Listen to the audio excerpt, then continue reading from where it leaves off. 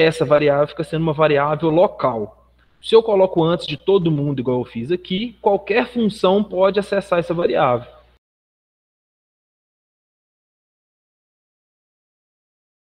Bom, hoje aqui a gente tem 9 LEDs. O cátodo do LED aqui, olha, está ligado no negativo, igual tem que ser mesmo.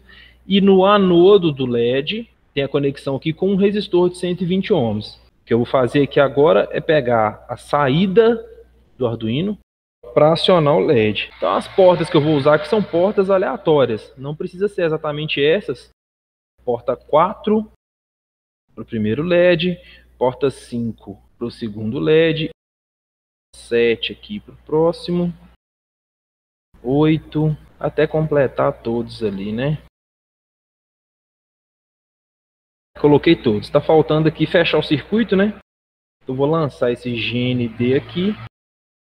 Bom, então, vamos lá. Primeira coisa que eu preciso fazer aqui, o que é? No Void Setup. O que eu preciso fazer inicialmente aqui, para o Arduino, o que as portas são. Se são entradas, se são saídas, e se vão ser entradas digitais, saídas digitais ou analógicas, né? Assim, já vou começar aqui com um comandinho novo, ó. De início, eu vou fazer uma declaração assim, ó. Vou chamar aqui de pin LED, fazer assim, ó, 9. E aqui dentro eu vou colocar os valores das portas que eu coloquei, né? Então foi 12, 11, 10, 9, 8, 7, 6, 5, 4. Bom, o que eu acabei de fazer nessa primeira linha aqui e é um comando novo. Essa estrutura que eu acabei de escrever aqui é chamada de vetor. O que é um vetor? É uma variável que ela tem divisões. Então seria uma variável que guarda vários valores. Uma pequena estrutura onde ela tem divisões. Imagina que o vetor seja uma estante, certo? E essa estante tenha, para esse caso aqui, olha, 9 gavetas. Então, se você dá o endereço da estante, cada gaveta que você abre pode ter um valor diferente. Nesse caso aqui, o nome dessa estante, né, o nome dessa estante com 9 gavetas, eu chamei de pin LED. Falei aqui que o tamanho dela é 9 e aqui são as posições das gavetas. Então, posição 0, posição 1, posição 2, posição 3, e assim vai. Aí, outra informação aqui é a seguinte, olha. Qual é o tipo de dado que eu vou armazenar dentro dessa variável aqui, vetor, que eu chamei de pin LED? O tipo dos valores que vão estar lá são valores inteiros. Então, por isso eu coloquei esse int aqui, tá? Esse int é uma declaração dizendo que o meu vetor vai ser um vetor de valores inteiros.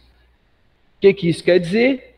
Que nesse momento aqui, ele não vai aceitar valores que tenham vírgulas, valores com aquelas parcelas lá que são picadas. Se eu tentar colocar 10,5 aqui, ele não aceita. Ele trunca o valor e joga o valor para 10. Lembrando que a variável int, ela pode ser tanto positiva quanto negativa. Um número negativo, ele continua, né, ele tem a possibilidade de ser um número negativo inteiro. Pode armazenar, sim, valores negativos, desde que sejam também inteiros. Beleza? Perceba que eu estou declarando as variáveis aqui antes do void setup. O que eu quero dizer com isso? Toda vez que você declara uma variável antes do void setup, você está declarando essa variável como variável global. Se eu tivesse colocado, por exemplo, aqui, olha, eu vou chamar uma variável aqui de número LED, uma variável inteira, eu vou chamar aqui de número LED. Se eu tivesse, ao invés de colocar essa variável aqui, eu colocasse ela aqui dentro do void loop, olha, colocasse assim, ó, int número LED, eu só poderia usar essa variável número LED dentro do void loop, beleza? Então, se eu tivesse outras funções aqui para baixo, esse número LED não ficaria acessível a essas outras funções que eu criei. Quando eu coloco dentro de uma função a declaração de uma variável, essa variável fica sendo uma variável local. Se eu coloco antes de todo mundo, igual eu fiz aqui, qualquer função pode acessar essa variável. Por isso que o nome dado para essa variável é variável global. Vou declarar outra variável aqui, eu vou chamar de digitado. Agora perceba que a minha variável aqui vai ser do tipo char. Quando eu falo que uma variável é do tipo char, quer dizer que ela vai armazenar dentro dessa variável caracteres. O que é caracteres? Uma letra, por exemplo.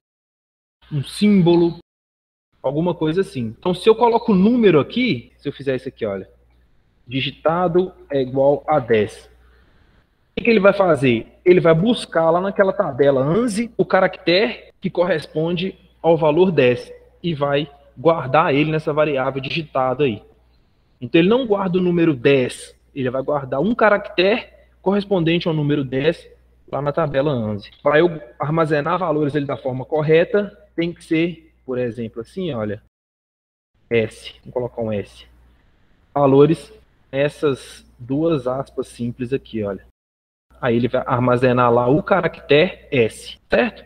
Então, char é um tipo de declaração de variável, indicando que essa variável ali vai receber caracteres. Vocês vão entender o porquê que eu coloquei esses valores aqui correspondentes às portas que eu usei agora, tá? Aqui dentro do void setup, eu vou declarar aqui uma variável x, que ela vai funcionar, uma variável x, uma variável y, por exemplo, que ela vai funcionar só como uma variável de contagem. Por quê? Eu vou colocar um for aqui, olha, para i igual a 0.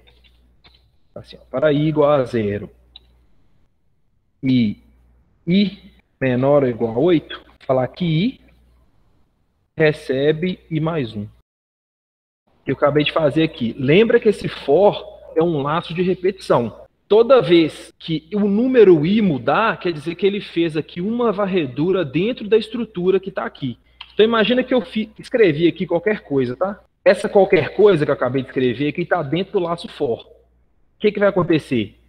I começa igual a 0 e ele observa o i variar até 8.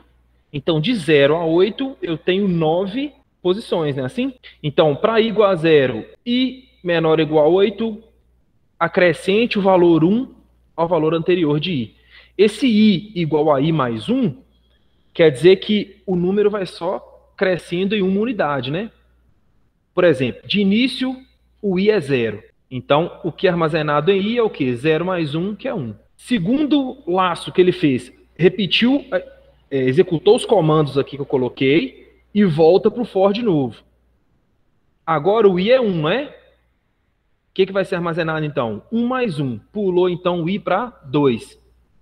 Fez o laço de novo, voltou. 2. Agora é 2 mais 1, que é quanto? 3. Ele vai fazendo esses comandos aqui até que o valor de i seja 8. Então quer dizer o quê? Que ele vai executar o comando que está entre as chaves aqui 9 vezes. Quem é i? I é uma variável qualquer que eu acabei de declarar ela aqui como um valor inteiro, ó.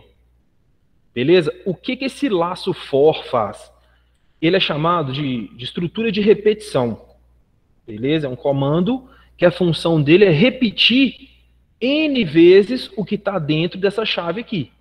E o que ele vai repetir depende da característica e da necessidade do meu programa. Quantas vezes o for vai fazer um loop dentro dessa chave aqui? Depende dessa estrutura que eu coloco aqui dentro, olha. O que eu coloquei aqui dentro? Eu inicializei o i em 0 e falei para essa estrutura acontecer até i ser menor ou igual a 8. Então quer dizer que vai ser de 0 a 8, então é 9 vezes. E esse último comando aqui é para eu atualizar o valor de i toda vez que o for der um giro aqui dentro, ó. Ele fez o comando, ele volta, atualiza aqui, ó. Se i começou em 0, 0 mais 1, 1. Puf, atualizou aqui para 1. Executou o comando e voltou.